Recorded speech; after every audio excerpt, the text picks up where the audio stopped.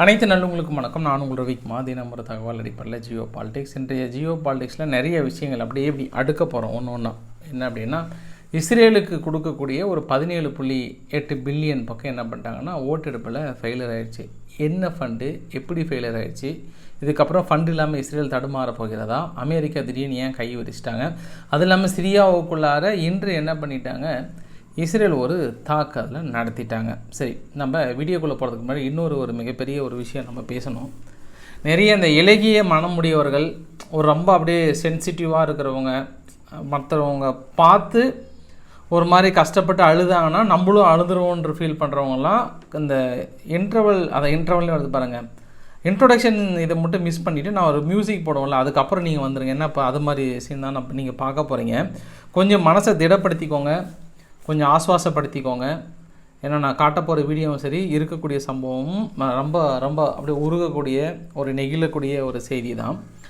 அர்ஜென்டினானுடைய அதிபர் ஜாவித் மிலை இருக்கிறார் இல்லையா, அவர் அங்கே இஸ்ரேலில் தானே இருந்தார். நம்ம 2 நாளாக சொல்லிகிட்ருக்கோம் இல்லையா. அங்கே இஸ்ரேலில் போயிட்டு வெஸ்டர்ன் வால் இருக்குல்ல, ஆக்சுவலாக இஸ்ரேல் ஜூஸ் எல்லாம் எப்படி ப்ரேயர் பண்ணுவாங்கன்னா, அந்த வெஸ்டர்ன் வால் அப்படி 2 கையை வச்சுட்டு இப்படி தலையை முட்டு கொடுத்துட்டு இப்படி அவங்க ப்ரேயர் பண்ணுவாங்க. அப்படி பண்ணும்போது என்ன பண்ணிட்டாருன்னா, அவருக்கு அப்படியே அந்த மனசுக்குள்ளே, நான் இப்போ அந்த வீடியோ பதிவு போகிறேன் பாருங்கள், அக்டோபர் 7ஆம் தேதி நடந்த அந்த கொடுமைகள் அவருக்கு ஞாபகம் வந்துருச்சு போல். என்ன ஒரு ஈவு இறக்கமற்ற மனிதர்கள் இந்த அம்மாஸ் இப்படி உள்ள தாக்கல் நடத்துகிறான்னு நினச்சி மனுஷன் அப்படி ஃபுல்லாக அழுதுட்டார். அவர் கட்டி பிடிச்சி அழுதுருக்கிறார். இது வரைக்கும் எத்தனையோ தலைவர்கள் இஸ்ரேலுக்குள்ளே வந்திருக்கிறாங்க. ஆனால் ஒரு தலைவர்கள் கூட இந்த அளவுக்கு உணர்ச்சி வசப்பட்டு கதறி அழுது அப்படியே அவனை சிந்தி அவர் மேலே எல்லாம் அந்த கோட்டெலாம் தடவிட்டு, நார்மலாக அந்த டெத்துக்கெல்லாம் போனால் ஒப்பாரி வைக்கும்போது எங்கே தடவி எப்படி தடவுறாங்கன்னு தெரியாதுல்ல, அந்த மாதிரி டீசெண்டாக இருந்தாலும் இது மாதிரிலாம் பண்ணுவாங்க இவங்க. அந்த மாதிரி எல்லாம் தடவி அங்கங்கே பண்ணிவிட்டு கடைசியில் மனுஷன் அப்படியே வெதும்பிட்டார். ஒரு மாதிரி ஃபுல்லே சாப்பிட்லன்ற மாதிரி தான் ஊடகங்கள் சொல்கிறாங்க. அந்தளவுக்கு அழுது இருக்கிறார் மனுஷன். அழுதுட்டு என்ன சொல்லியிருக்கிறாருன்னா, நான் இந்த இடத்துல இந்த வெஸ்டர்ன் வால்கிட்ட ஒரு அனௌன்ஸ்மெண்ட் கொடுக்குறேன். ஹமாஸ் இருக்காங்கல்ல, அவங்க நான் டிக்ளேர் பண்ணுறேன், அவங்க ஒரு டெரரிஸ்ட் ஆர்கனைசேஷன். இந்த டெரரிஸ்ட் ஆர்கனைசேஷனை முடிச்சு தள்ளணும் அப்படின்ற அளவுக்கு மனுஷனுக்கு அப்படியே அந்த அழுது அந்த வெறி இருக்குல்ல, அந்த வெறியில் பேசியிருக்கிறார் மனுஷன். அதோடு விட்டாரா, நான் இந்த இடத்துல முடிவு எடுக்கிறேன். இப்போ நான் ஏன் ஜெருசலமுக்கு ஃபஸ்ட்டு நான் என்னுடைய வெளியுறவு தூதரகத்தை அங்கே வைக்கணும்னு ஃபஸ்ட்டு சும்மா ஒரு ஜோக்குக்கு தான் சொன்னேன். ரியல் அங்கே தான் போய் வைக்க போகிறேன், என்ன பண்ணுறீங்களா பாருங்கள், என்னுடைய முழு ஆதரவும் இஸ்ரேலுக்கு தான்ன்ற அளவுக்கு சொல்லியிருக்கிறார் பாருங்கள். இந்த வெறி அவர் மனசுக்குள்ளே எப்படி வந்துச்சோ தெரியல. இதுக்கு இஸ்ரேல் தரப்பில் கோடான நன்றின்னு இருக்கிறாங்க. உடனே இந்த நியூஸை கேள்விப்பட்ட ஹமாஸ் தரப்பிலிருந்து என்ன சொல்லிட்டாங்கன்னா, ஹவு டேர் யூ ஆர், உங்களுக்கு யார் இந்த தைரியத்தை கொடுத்தது, எப்படி நீங்கள் ஜெருசலமுக்குள்ளே உங்களுடைய வெளியுறவு தூதரகத்தை அமைக்கலாம், அப்படின்னா நீங்கள் இன்டர்நேஷ்னலுடைய லாவை மதிக்கலை. நீங்கள் இந்த ரூல்ஸ் ஆஃப் இன்டர்நேஷ்னல் லா என்ன சொல்லுது அப்படின்னா, ஜெருசலம் இஸ்ரேலால் ஆக்கிரமிக்கப்பட்ட ஒரு பகுதி. அப்போ ஆக்கிரமிக்கப்பட்ட பகுதிக்குள்ளார நீங்கள் வெளியுறவு தூதரகத்தை கொண்டு போய் நீங்கள் வைக்கிறீங்க அப்படின்னா, அது இஸ்ரேலுடைய நிலைமை நீங்கள் எப்படி ஏற்றுக்க முடியும்? உங்களால் ஒருபொழுதும் நாங்கள் இதை அனுமதிக்க மாட்டோம். நீங்கள் ஒன்று ஃபைனல் சார்ட் நீங்கள் ரீகன்சிடர் பண்ணுங்கள். நீங்கள் பண்ணுறது ரொம்ப ரொம்ப தவறு, வயலேட் பண்ணுறீங்க, இன்டர்நேஷ்னல் ரூல் நீங்கள் வயலேட் பண்ணுறீங்க. ஆக்கிரமிக்கப்பட்ட பகுதிக்குள்ளார எந்த ஒரு நாடும் தனது வெளியுறவு தூதரகத்தை நிறுவுவதற்கான தார்மீக உரிமை இல்லை, உடனடியாக அந்த முடிவை பின்வாங்குங்கள் என்று ஹமாஸ் தரப்பில் கூறியிருக்கிறாங்க. இருந்தாலும் மனுஷன் வீட்டில் கண்ணீர் வடித்திருக்கிறார் இஸ்ரேலுக்கு நடந்த கொடுமையை நினைத்து. இதுக்கு தான் நான் சொன்னேன், கொஞ்சம் சென்சிட்டிவாக இருக்கிற பர்சன்லாம், எமோஷனலாக இருக்கிற பர்சன்லாம் கொஞ்சம் ஸ்கிப் பண்ணிக்கோங்கன்னு சொன்னேன். அந்த அளவுக்கான ரொம்ப சீனாக தான் இருக்கும். இப்போ நம்ம நிறைய விஷயங்கள் இந்த மாதிரி இன்னும் முள்ளே நடந்திருக்கிறது, பல செய்திகள் நம்ம அனலைஸ் பண்ண போகிறோம் நம்ம. ஸோ மில்லை அங்கே போய் இஸ்ரேல் மக்களுக்கு கொடுத்த தொல்லைன்னு நினச்சோம், இஸ்ரேல் மக்களுக்கு கொடுத்த ஆறுதலை தான் நம்ம பார்த்துருக்கோம். வீடியோக்குள்ள போகிறதுக்கு முன்னாடி நீங்கள் நம்ம சேனல் சப்ஸ்கிரைப் பண்ணலாம், சப்ஸ்கிரைப் பண்ணிட்டு வாங்க, மறக்காம பெல் பட்டனை கிளிக் பண்ணி ஆல் ஆப்ஷன்ஸ் கொடுங்க. வீடியோக்குள்ள போகலாம்.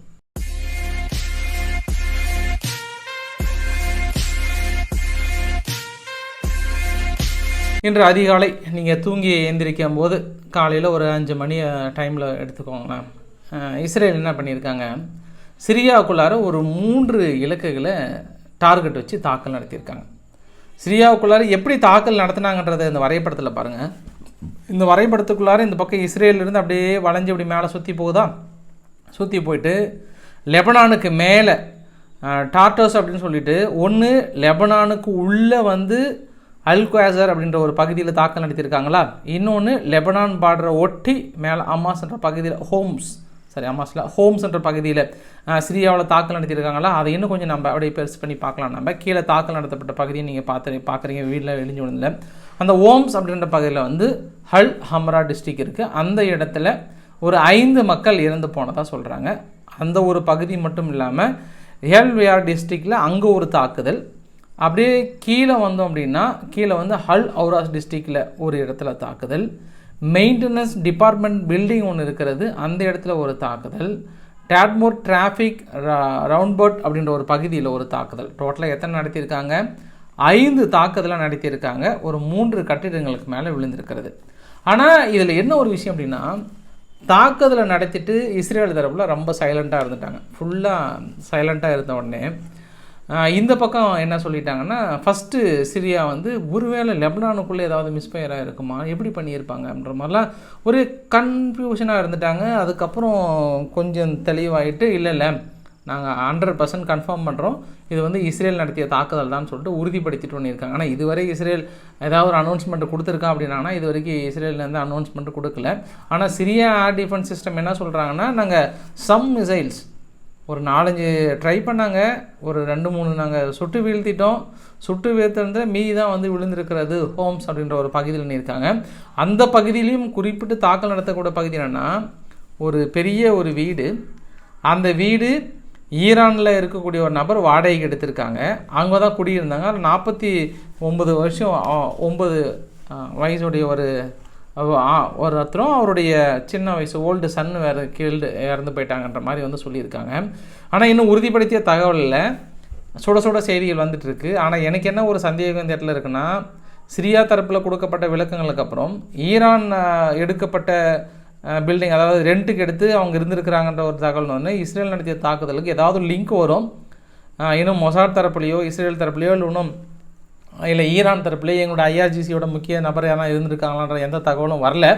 ஆனால் இந்த ஒரு தாக்குதலை திடீர்னு ஹோம்ஸ் என்ற பகுதியில் நடத்தியிருக்காங்க. ஒரு பெரிய ஒரு பரபரப்பு நிகழ்ந்திருக்கிறது.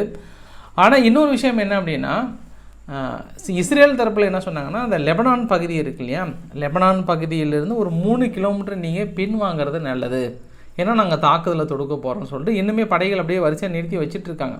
அதற்கு லெபனானில் இருக்கக்கூடிய ஃபாரின் மினிஸ்டர்லேருந்து எல்லாமே என்ன சொல்கிறாங்கன்னா, நாங்கள் 1993 UN ரெசல்யூஷனில் என்ன சொல்லியிருக்காங்க, 1701 கேஷ்பயர் அக்ரிமெண்ட் என்ன சொல்லியிருக்கிறது, நீங்கள் எங்கள் பகுதிக்குள்ளே எந்த சூழ்நிலை வரக்கூடாதுன்னு அந்த அக்ரிமெண்ட்டை மீறும் பட்சத்தில் அது வந்து மிகப்பெரிய அளவுக்கு நாங்கள் முறையிட போகிறோம், நாங்கள் பின்வாங்க மாட்டோம். எதர் நாங்கள் ஹெஸ்புல்லா கிட்ட சொல்கிறதா இருக்கட்டும், அது எங்களுடைய தார்மீக உரிமை, நாங்களே ஹெஸ்புல்லாவும் பேசிக்கிறது, நீங்கள் உள்ள நுழைஞ்சி நம்ம வெளியே போங்கன்ற மாதிரி சொல்லக்கூடாதுனாங்க. ஏன்னா நம்ம ஒரு நாளைக்கு முன்பு தான் சொன்னாங்க, ஹெஸ்புல்லா தரப்பில் என்ன சொல்லிட்டாங்கன்னா, காசாவில் அமைதி ஒப்பந்தம் ஏற்படுறதுக்கு முன்னாடி வரைக்கும் நாங்கள் தாக்கல் நிறுத்த மாட்டோன்னு சொன்னோடனே இஸ்ரேலுடைய டிஃபென்ஸ் ஃபோர்ஸ் என்ன சொல்லிட்டாங்கன்னா, ஆல்மோஸ்ட் நீங்கள் ஒரு 2 கிலோமீட்டர் நார்த்தன் சைடில் கொஞ்சம் பின்வாங்கிறதுனால தான் நாங்கள் தாக்கல் நடத்த போகிறோன்ற மாதிரி சொன்னாங்கல்ல, அந்த ஒரு பதிலுக்கு. சரி, நம்ம மிக முக்கியமான நிகழ்வுக்கு போய் நம்ம இஸ்ரேலுக்குள்ள உள்ளே போய் இறங்க போகிறோம். காரணம் என்னென்னா, ஆண்டனி பிளிங்கன் அவர்கள் எங்கே இருக்கிறார்? தற்பொழுது இஸ்ரேலில் இருக்கிறார். இஸ்ரேல் பேச்சுவார்த்தையை நடத்தி கொண்டிருக்கிறார். மிக முக்கியமான நோக்கம் என்னவென்றால், அமைதி ஒப்பந்தம் ஏற்படுவதற்கான முயற்சிகள். இந்த அமைதி ஒப்பந்தத்தில் நிச்சயம் நான் இதுக்கு முன்னாடி எத்தனையோ விசிட் பண்ணியிருக்கிறேன். ஏன்னா இந்த விசிட் வரதுக்கு முன்னாடி அவர் கத்தாரில் போய் பேசிட்டார், சவுதி அரேபியா கிட்ட போய் பேசிட்டார், எகிப்துக்கிட்டையும் பேசிட்டார், எல்லாத்தையும் ரவுண்டு கட்டி பேசிட்டு இப்போ ஃபைனலாக இங்கே வந்து இஸ்ரேல்கிட்ட இறங்கியிருக்கிறார்.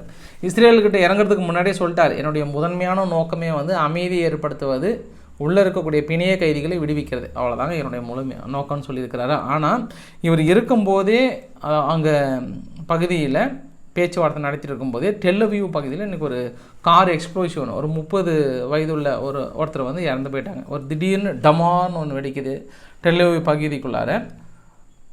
சுற்றியும் ஒரு பெரிய ஒரு நிகழ்வு. ஒருத்தர் அந்த கார் பக்கத்தில் இருந்து இறந்து போயிட்டு தான் சொல்கிறாங்க. இதுக்கு தீவிர விசாரணை மேற்கொண்டுட்டு இருக்கிறாங்க.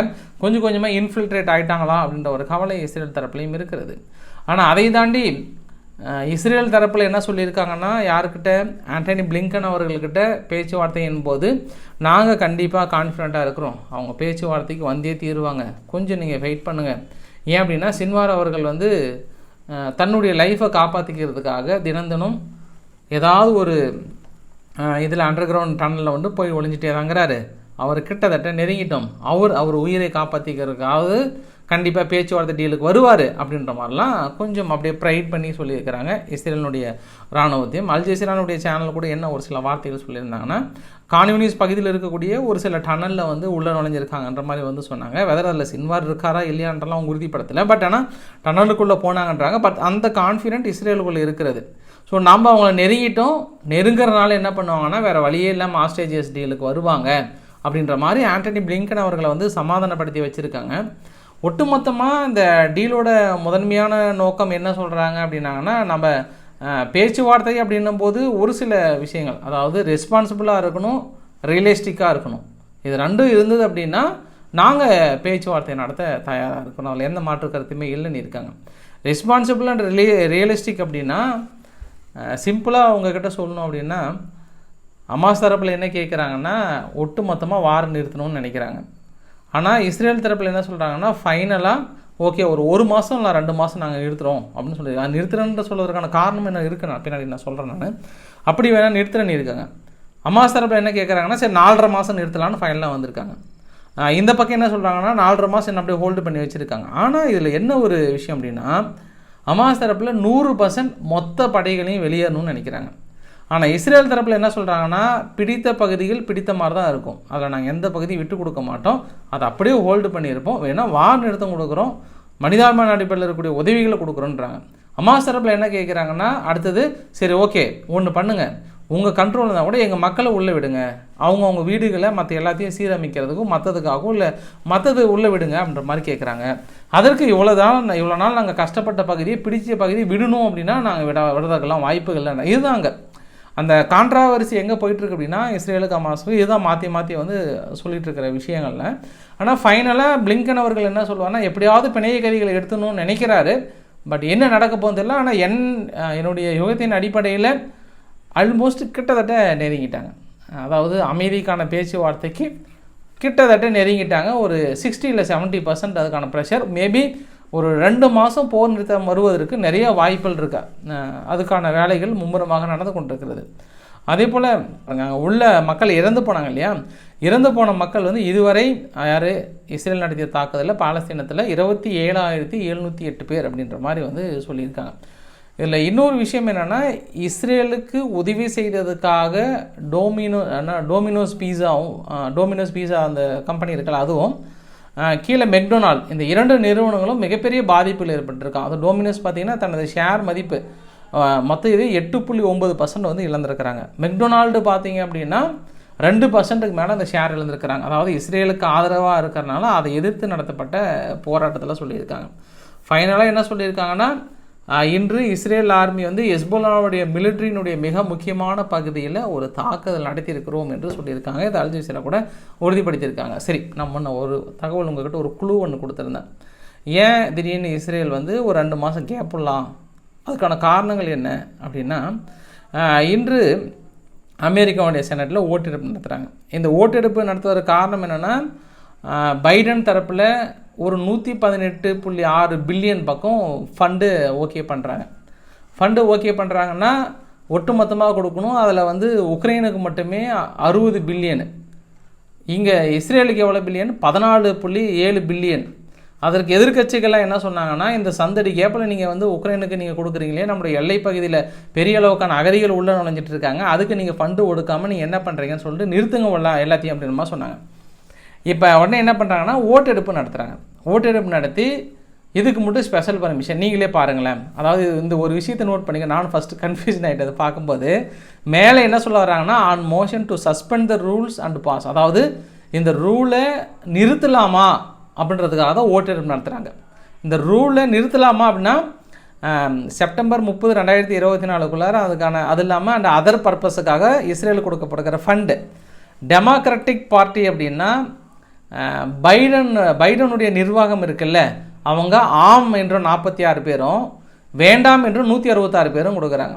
ஆனால் ரிபப்ளிக்கன் பார்ட்டி வந்து, அதாவது ட்ரம்ப்போட கட்சி, ஆம் 204 பேரும் 14 பேர் தான் வேண்டான்னு சொல்கிறாங்க. ஸோ 250 பேர் வந்ததுனால இஸ்ரேலுக்கு ஒட்டு மொத்தமாக நிறுத்துகிறாங்க. இதில் பெரிய ஷாக்கிங் என்னென்னா, ட்ரம்ப் உள்ள ஓடி வந்து நிறுத்திட்டாங்க. இப்போ ட்ரம்ப் அவர்கள் எதுக்காக நிறுத்துகிறாங்கன்னா, இப்போ ஏன் இப்போ இந்த ஃபண்டு மட்டும் நீங்கள் தனியாக ட்ரை பண்ணணும்னு நினைக்கிறீங்க அப்படின்ற மாதிரி கொஞ்சம் ட்ரை பண்ணியிருக்கிறாங்க.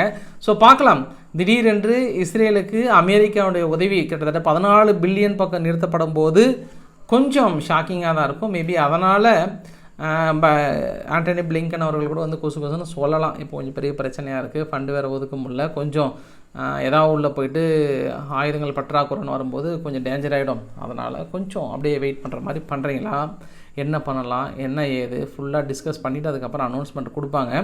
இருந்தாலும் மனுஷன் அந்த சுற்றுப்பயணத்தில் ஈரானுக்கு கூட இன்னொரு வார்னிங் கொடுத்தாங்க. ஈரான் வந்து சும்மா எங்களை மிரட்டுறது செய்கிறது இதெல்லாம் தாண்டதை விட ஸ்டாப் யூஎஸ் ஸ்ட்ரைக்கிங் அப்படின்லாம் சொல்கிறது, நாங்கள் தாக்கல் நிறுத்துகிறோம், இல்லைன்னா இல்லை, நீங்கள் அந்த ரெசிஸ்டன்ஸுக்கெல்லாம் பண்ணுற உதவிகளை நீங்கள் நிறுத்துங்க, உடனடியாக நாங்கள் தாக்கல் நிறுத்துறேன்னு இருக்காங்க. என்னப்பா ஒரு நாள் தான்ப்பா நடத்துனீங்க, ஒரு 8 நம்ம சொன்ன மாதிரி தான் நடந்ததில்லை, நம்ம 2 பேரும் பேசிக்கிட்டோம்ல, என்ன பேசிக்கிட்டோம், அதிகபட்சம் எனக்கு தெரிஞ்சு அமெரிக்கா ஒரு நாள் தாக்கல் நடத்திட்டு ஒரு வாரம் அதை வச்சு கதையை ஓட்டிகிட்டு இருப்பாங்க அப்படின்னு சொல்கிறோம்ல, அதே மாதிரி தான் ஒரு தாக்கல் நடத்திட்டு இன்னும் ஒரு வாரம் அதை பேசிகிட்டு இருக்காங்க. ஈரானை அப்படியே மிரட்டிகிட்டு இருக்கிறாங்க. ஈரானும் பதிலுக்கு தொட்டிங்கன்னா அவ்வளோதான்றாங்க, இவங்களும் தொட்டிங்க அவ்வளோதான்றாங்க. அதை விட இன்னொரு மிரட்டல் இந்த இடத்துல என்னென்னா, ஈரான் வந்து தனது எல்லை பகுதியை மூடிட்டு பெட்ஷீட்டு போற்றி படுத்துக்கலாமான்ற அளவுக்கான ஒரு மிரட்டலை பார்த்துட்டாங்க. யார் தெரியுமா? போலந்தினுடைய ஃபாரின் மினிஸ்டர் ரடாக் அவர்கள். இந்த ரடாக் அவர்கள் என்ன சொல்லியிருக்கிறாருன்னா, ஈரான் ப்ராக்சிஸ் பொறுத்த வரைக்கும் ஃப்ளேயிங் வித் ஃபயர்ஸ், நெருப்புக்கிட்ட விளையாடிட்டு இருக்காங்க ஒரு வருஷமாக. இப்போ அது வந்து எரிஞ்சிட்ருக்கு, அனுபவிக்கிறாங்க. ஆனால் ஒரு விஷயம், அந்த யூஎஸ்னுடைய ஏர் ஸ்ட்ரைக்காக இருக்கட்டும், போத்து எகென்ஸ்ட் சிரியாவாக இருக்கட்டும், ஈராக்கு நடத்தப்படுற தாக்குதலாக இருக்கட்டும், எல்லாமே முடிஞ்சிடும், அடுத்து ஈரான் தான் அப்படின்ற அளவுக்கு வந்து ஒரு மிரட்டலை விட்டுட்டார். இந்த மிரட்டலுக்கு என்ன ஆக போதோ தெரியல, யாருக்கு அதிகலைங்க எந்த மூலையில் போய் ஒடுங்க போகிறாங்களோ தெரியல. ஏற்கனவே போலந்து வந்து நேற்று கூடங்க நான் தான் உங்ககிட்ட சரி நீங்கள் சொன்னால் டென்ஷன் ஆகிடுவீங்கன்னு தான் நான் சொல்லாமல் விட்டுட்டேன், இருந்தாலும் ஒரு வார்த்தை சொல்லி வைக்கிறேன், என்ன பண்ணுறது அரசியல். அப்புறம் நீங்கள் கேட்பீங்க, ஒரு 2 நாள் ஃபஸ்ட்டு நீங்கள் ஏன் சொல்லலைன்னு கேட்பீங்க, அதுக்காக சொல்கிறேன். இவங்க போலந்து இருக்காங்கல்ல, நாங்கள் எப்பயுமே ரெடியாக தாங்கிறோம் வாருக்கு, உக்ரைன் முடிஞ்சோன்னு நேராக எங்களை தான் தாக்க போகிறாங்க, அதனால் எங்கள் வீரர்கள் எல்லை பகுதியில் இப்படியே தான் நிற்கிறாங்க. எனி டைம் ரஷ்யாவை சொல்கிறதுக்காக எல்லை பகுதியில் பெட்ஷீட்டு போற்றிக்கிட்டு குளூர்லன்னு கூட பார்க்காம இப்படி தான் அந்த போரியை போற்றிக்கிட்டு நின்றுட்டுருக்காங்க, தயாராக இருக்கும் ரஷ்யாவை தாக்குற அளவுக்கு சொல்லியிருக்காங்க. மேலே ஒரு போலந்தோட மிரட்டலை பார்த்துட்டு அப்படியே கீழே வந்தோம் அப்படின்னா, ரஷ்யானுடைய மெத்வதேவ் அவர்கள் ஒரு மிரட்டல் விட்டுட்டார். நேட்டோ நாடுகள் முழுக்க எங்கள் தாக்கிற எண்ணத்தில் இருந்தீங்க அப்படின்னா அணுகுண்டுகளை போடுவதற்கு நாங்கள் தயங்க மாட்டோம், கோ பேலஸ்டிக் போட்டு போயிட்டே இருந்துருவோன்னு இருக்காங்க. அவர் சொல்லுவார் காரணங்கள் என்ன அப்படின்னா, இந்த வரைபடத்தில் பாருங்களேன், 5ஆம் தேதி நடத்தப்பட்ட மிகப்பெரிய ஒரு போர் ஒத்திகை இது. இந்த போர் ஒத்திகையில் கீழே துருக்கியில் நேட்டோ படைகளும் துருக்கி இணைந்து ஒரு போர் ஒத்திகையாக அப்படியே பிளாக் சீ வரைக்கும் கவர் பண்ணுறாங்களா, அப்படியே அதுக்கு மேலே நம்ம போனோம்னா துருக்கிக்கு மேலே போங்க, ரொமானியா இருக்கா, ரொமானியாவில் 2 பகர் பார்டரில் இருக்குது, 300 கிலோமீட்டர் டார்கெட் வச்சு அப்படியே இங்கேருந்து உள்ள நுழையிற மாதிரி ஒரு பிளானா, அப்படியே வந்து ரொமானியா விட்டுட்டு நம்ம மேலே போனால் போலந்து வார்ஷோவில் பாருங்கள் 2 இடத்துல, அது லிதுவேனியா பக்கத்தில் பார்த்தா காலிங்கிரேட் பகுதியை ஒட்டியே இருக்குது. இந்த இடத்துலையும் 2 பெரிய பயிற்சிகள். இது இவங்களோட போர் ஒத்திகை எல்லாமே எப்படி இருக்குது அப்படின்னா, நம்ம இப்போ ரஷ்யாவுக்குள்ளே நம்மளோட கற்பனை என்ன, உள்ளே போய் அட்டாக் பண்ணால் எங்கெங்கெல்லாம் அட்டாக் பண்ணலாம், எந்தெந்த ஆயுதங்களை எங்கெங்கே வைக்கணும், இதுதான் இவங்களோட பிரதான நோக்கமாக இருக்கும்போது ரஷ்யா இந்த அளவுக்கான மிரட்டலை எடுத்திருக்காங்க. இந்த பிரதான இலக்கில் இன்னொரு விஷயம் இன்றைக்கி ரஷ்யா இவங்க நேட்டோ படையில் தடுமாட்டாங்க. ரஷ்யா என்ன பண்ணிட்டாங்க, அந்த காலிங்கிரேட் பகுதி இருக்கு இல்லையா, போலந்துக்கு மேலே லிதுவேனியாவுக்கு நடுவில் இருக்கக்கூடிய காலிங்கிரேட் பகுதிக்குள்ளார வார்ஃபேர் எலக்ட்ரானிக் வார்ஃபேர் டெக்னாலஜி மூலிமா அங்கே சுற்றி இருக்கக்கூடிய ஒட்டுமொத்த ஜிபிஎஸை ஜாம் பண்ண வச்சுட்டாங்க. அதனால் ஒரு ஃபுல் நாள் வந்து தடுமாறிட்டாங்க, தன்னோட இலக்குகளை வந்து டார்கெட் பண்ண முடியல, எதுவுமே பண்ண முடியலன்ற ஒரு செய்திகளும் வந்த வண்ணம் இருக்கிறது. சரி, அங்கே தான் ஒரு உலக யுத்தத்திற்கான போர் யுத்தத்துக்கான ஒரு பயிற்சிகள் அப்படின்னா அமெரிக்கா இன்னொரு வரைபடத்தையும் பார்த்துக்கோங்களேன். இந்த வரைபடத்தில் என்ன அப்படின்னா, ஜப்பானோட கூட்டு சேர்ந்து தைவானுக்கு உதவி செய்கிற மாதிரி சீனாவை மிரட்டும் விதமாக எத்தனை விதமான அதாவது போர் விமானங்களை பயிற்சியில் எடுத்திருக்காங்க. கிட்டத்தட்ட அமெரிக்கானுடைய B-52H பாம்பர்ஸ்லேருந்து F-15 fighter jet, F-16 fighter jet, FA-18 fighter jet, E-3C-AE aircraft, இது எல்லாமே பெரிய அளவுக்கு பயன்படுத்தியிருக்காங்க. ஜப்பானுடைய ஏர்க்ராஃப்ட் F-15Jவும் F-2 ஃபைட்டர் ஜெட்டும், அது இல்லாமல் ஆஸ்திரேலியானுடைய ஏர்ஃபோர்ஸ் C-27, இது எல்லாமே நான் சொல்லப்படுகிற பகுதியில் எல்லாமே இருக்குது. எல்லாமே என்ன டார்கெட்னா, நாளைக்கு அவங்க ஜப்பானை டார்கெட்னா டப்பன்னு உள்ள நுழைஞ்சு சீனாவை அடித்து நொறுக்கி 3 நாளில் முடிச்சுட்டு போயிட்டே இருக்கும். அவ்வளோதான், 3 நாளில் முடிக்கிறாங்க. ரஷ்யா ஒரு வாரம் எடுத்துக்கும் அப்படின்னா சீனா ஒரு 3 நாள், அவ்வளோதான். இந்த எய்மில் தான் அப்போதைக்கு ரஷ்யா இருக்கிறது. சிக்க மாட்டேன்றாங்க யாரும். இப்போ சிக்கிட்டாங்கன்னா அவங்க நடுவில் மாட்ட விட்டுட்டு பின்னாடி இருந்து ஆயுதங்கள் கொடுப்பாங்க. அதுதான் எய்மே. இப்போ உக்ரைன் எப்படி கரெக்டாக சிக்கிட்டு ஆயுதங்களை கொடுத்து பண்ணுறாங்க. நாளைக்கு யார் சிக்க போகிறாங்கன்னு தெரியல. இந்த பக்கம் தைவான் சிக்குவதற்கு நிறையா வாய்ப்புகள் இருக்குது. ஆயுதங்களை கொடுக்குறேன் அடின்ற மாதிரி ஃபுல்லாக இது மாதிரி பின்னாடி இருந்து இயக்குவாங்க. முடிஞ்ச அளவுக்கு இப்போ ரஷ்யாவை எப்படி பண்ணுறோமோ அந்த அளவுக்கு வந்து ட்ரை பண்ணிக்கிட்டு இருப்பாங்க.